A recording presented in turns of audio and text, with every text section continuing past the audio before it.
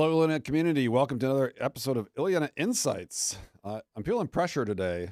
Yeah, We had such a huge response to our last one. I'm not sure we can match it. we did. I think we broke our hits record for YouTube, so that was nice. More than doubled. Yeah, Uh, yeah. Football tends to do that. Well, I'm excited to see what you got up your sleeve today because we're climbing uphill on this next one. We're looking for 2,000 hits this time. We're going to talk about a number of different things today. One thing we did want to mention, since the last time we did this, we have a fully funded auditorium, That's amazing, ain't it? isn't it? Yeah. We walked some people there last night, and it's just amazing to see what this community has done. So hopefully a little less than a year from now, Yeah.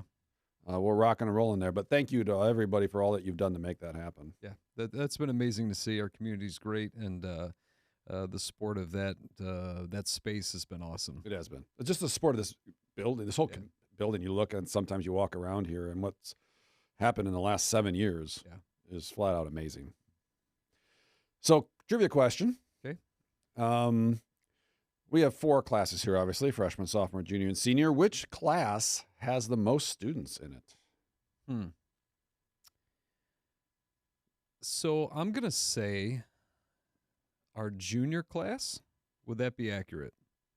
That would actually be the smallest. Come on, our juniors? Yes, 125. Oh, wow. Maybe I was a year off. Sophomores.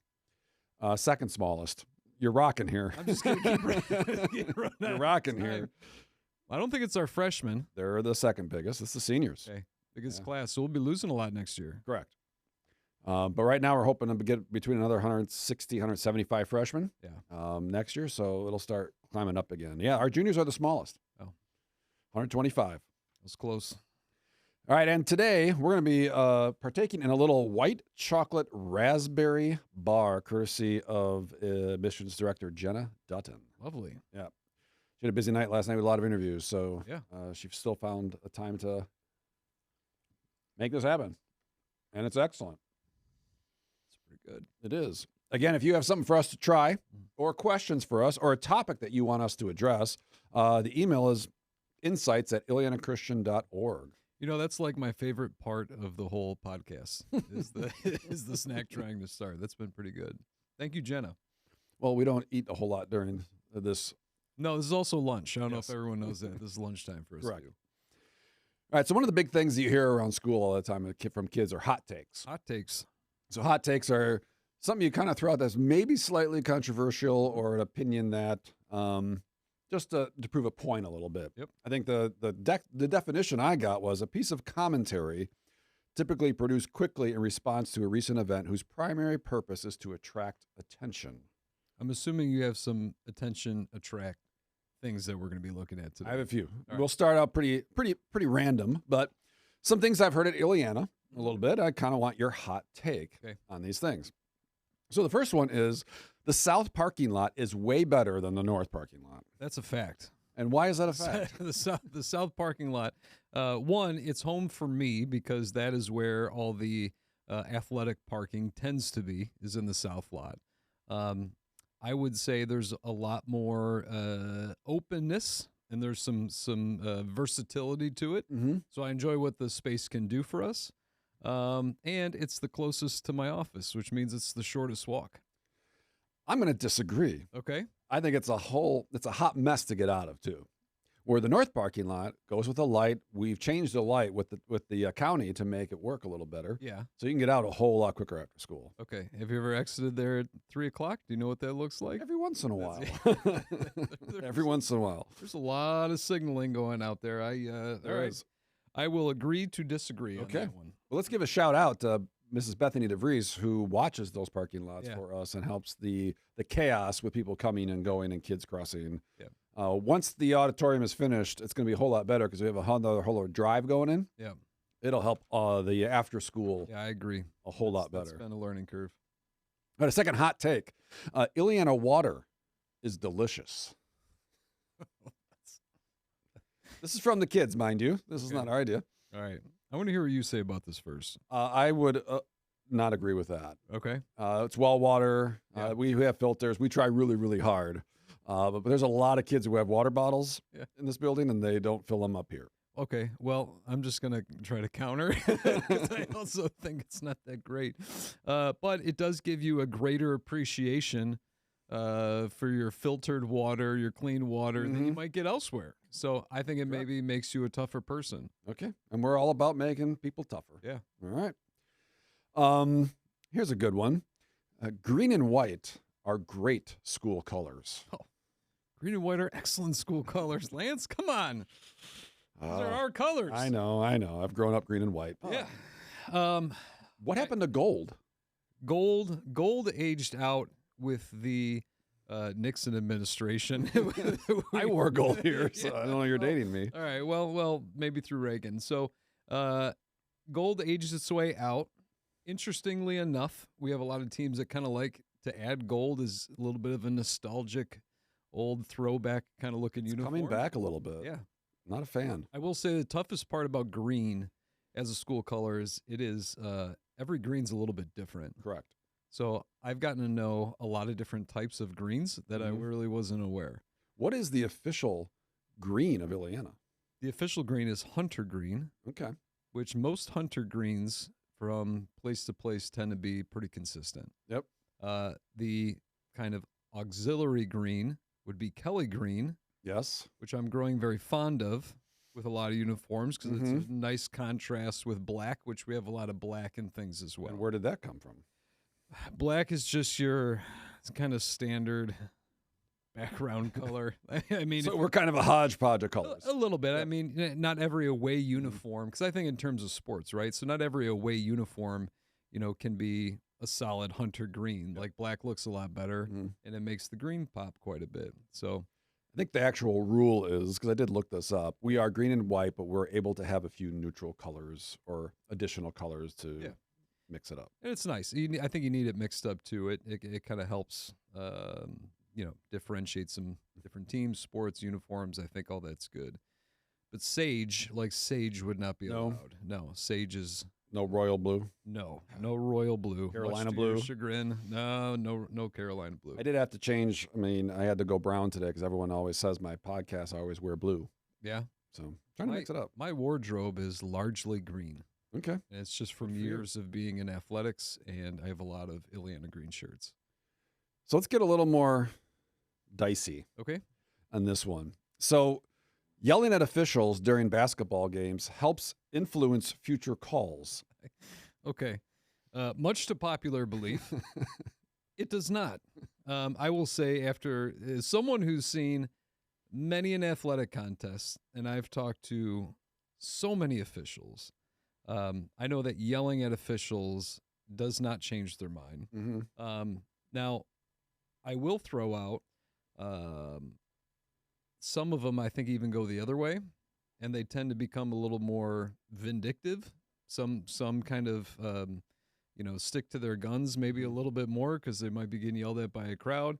I will say you might have some insecure officials that might be, moved a different way by crowd reaction, but no, it tends to not. But I guess my biggest problem with that, and I want to see what you think about this, is I think everything is about the student experience and how we, as leaders, but also as parents, how we respond when things go poorly in life, but especially in this context of sports, when things go poorly, how do we react?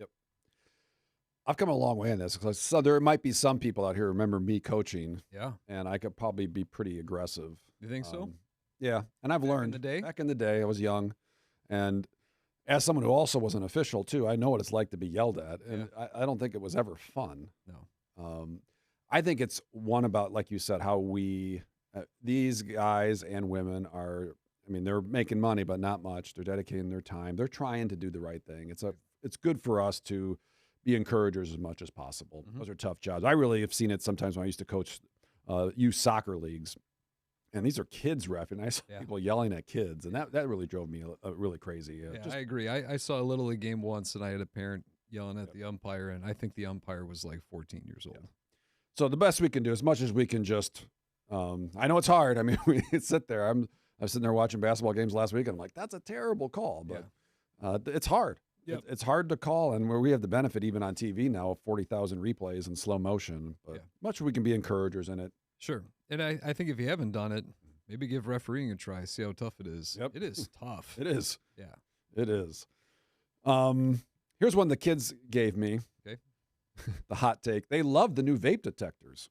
I think they do. Yeah. I would say they I think they like the fact that we're being very proactive about that.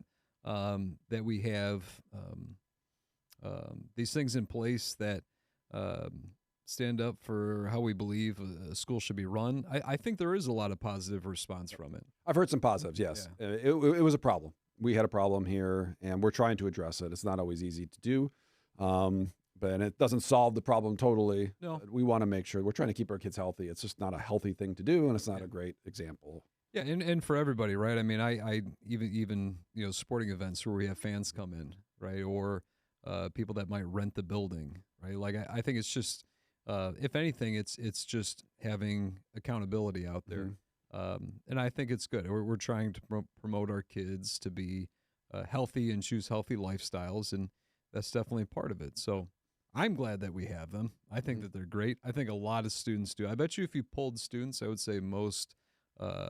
By far, most of them like that we have them. Yep. Here's one I hear a lot sometimes, and this is the hot take. Teachers only work 9 months of the year. Yeah, that's same one I used to get as a pastor. You only work 1 day a week. That's why we teach, right? So you just have summers off. That's right. They don't do anything. Yeah. Tell me about the workload of a teacher right now.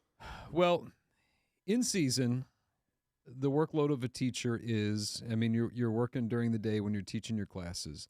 Outside of your classes, you have your prep, and then you have your grading. I remember when I was full-time in the classroom, it could get to be another 2 or 3 hours at night at a pretty consistent level. It depends kind of where you are in your curriculum. First-year teachers, don't even bother calling them. Like, that's got to be your whole life. Yeah, that was one of the hardest years I ever had. Yeah. I'll never forget that. Yeah. You were up till 10:30, 11 at night. All the time. Because you're creating everything from scratch. And there's also, you got 30 kids, 28 kids in your classroom. You got 45 minutes with them of how you're going to instruct them, engage them. It's a 45-minute presentation. Yeah. And you got 2-3 preps. You're doing 2 or 3 of them. Right. And you do it again the next day and the next day and the next day. It's a hard job. I remember the work, but I also remember how tired I was. I was exhausted when I was starting. And then it did get easier. And so, yeah, I mean, the school year is busy. Often, I know a lot of teachers that just set aside their weekends for grading. But you also have to set time aside for your family. Yep. That's valuable too. Yep. And so when you get to the summers, I know a lot of my summers were sometimes I would work another job if I had to do that for a couple of days. But I was also taking classes, getting my degree. I was doing a lot of continuing ed, We make them developing get their programs. Yeah, and if you're coaching, a lot of the times you're doing stuff in the summer as well. So We expect them to do usually something else, extracurricular as well. It's a lot. And so I do want to give a shout out to our teachers. Yeah. They do a phenomenal job.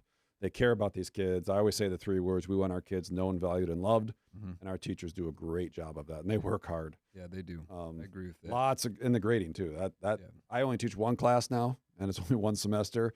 Even then, I have a hard time keeping up on my grading. It used to be 3 months. Yeah, it used to be a 3-month summer. Now it's not even 3 months anymore. No, I mean, it's 2.5 in between your teaching time, but really when you get back in the class, you're looking at 2 months. A lot of these teachers are preparing in the summer too. Yeah, I mean, because you don't have time during the school year, so you're preparing, you're working on those lesson plans, you're trying to get new things, you're redoing your curriculum, change standards, change it up. Yeah. All right, one more hot take, and then we're done. And if you have more hot takes for us, we'd love to hear them. Again, the email is insights@illianachristian.org. This one's kind of a vanilla one, but excessive amounts of coffee is good for you. As I just took a sip of coffee. Excessive amounts of coffee. I would say no. That would be my take, would be no. I think that there's maybe a place for a little caffeine, but I think from a spiritual standpoint, I don't like to be reliant on anything. Yep. And I think coffee is an easy one for us to say, in order to get through our day, we must have X. And do you feel the same way about your prayer life, your devotional life.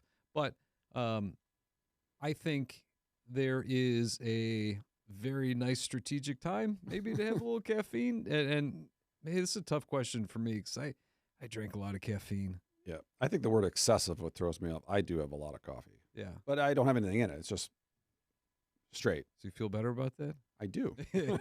I do. But I drink there's a coffee podcast I could share sometime. It's really good. It talks about the health benefits of coffee. Nice. So are you ready to give some of those insights now? Not yet. Not yet? Maybe another time? I have to go through the whole podcast to make sure it's something I actually want to share with people. But so those are our hot takes for today. Fun. And we're excited to give more.